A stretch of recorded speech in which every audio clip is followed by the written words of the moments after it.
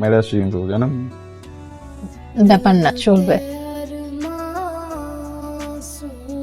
Chain smoker বিবেকের টাই একটু কম কম খেলে ভালো, কিন্তু সবার তো ব্যক্তিগত স্বাধীনতা আছে।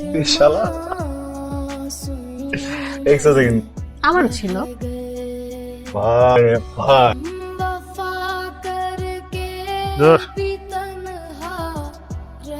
মিঠি তুমি আমাকে সিরিয়াসলি নিবা? আমি তো সিরিয়াসই। আরে বাবা আমি ব্রেকআপ চাইতেছি, তুমি বুঝছো না কেন? ওয়েট, কি লিখতেছো? আমাদের ব্রেকআপের হিসাব রাখতেছি। এই আমাদের অষ্টম ব্রেকআপ। আরে বাল, এটা ফাইনাল ব্রেকআপ লিখতে পারো না তুমি? ফাইনাল ব্রেকআপ লেখো এই জায়গায়?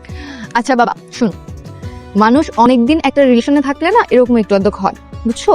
তুমি এক কাজ করো, 15 দিন না 30 দিন, মানে 1 মাসের একটা ব্রেক নাও, তারপরে দেখবে সব আগের মতো হয়ে গেছে। তারপর আবার আমাকে নতুন করে ভালো। আরে বুঝতেছো না কেন তুমি? আসো আজকে তুমি, আমি তো চাইতেছি না তোমার সাথে থাকতে। আমি 10 বছর ব্রেক নিলাম, তোমার সাথে থাকতে পারবো না তো? তুমি সিম্পল কথাটা বুঝতেছো না, বুঝাতে পারতেছি না তো আমি। আমি কেমনে তুমি বিশ্বাস করবে না আমার কথা?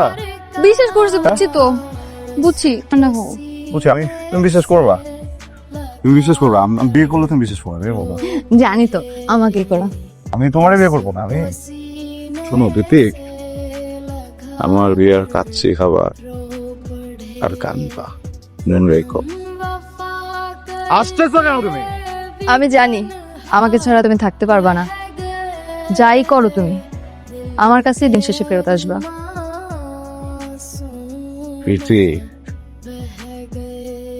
আমি আর আসবো না, আমি আর আসবো না।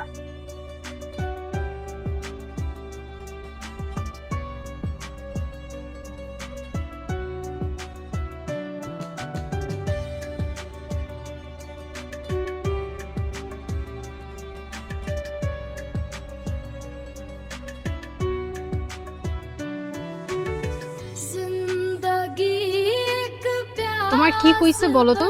বারবার এই এক গলিতেই 1 ঘন্টা ধরে ঘুরতেছো।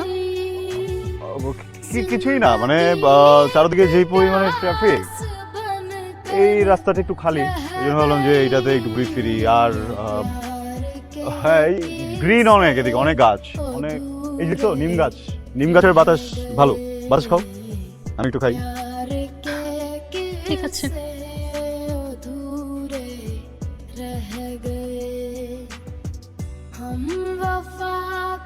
বাতাস নেই এদিকে কেন?